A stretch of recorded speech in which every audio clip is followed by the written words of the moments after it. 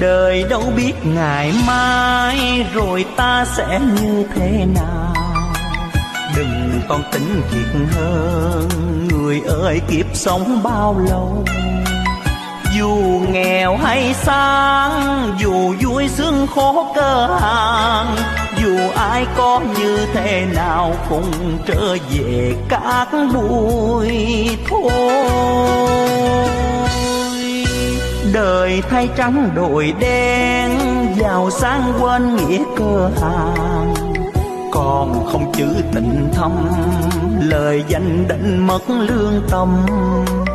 Đời là hư vô, người ơi hãy sống thật lòng. Ngày mai ai mất ai còn chưa biết được đâu người ơi.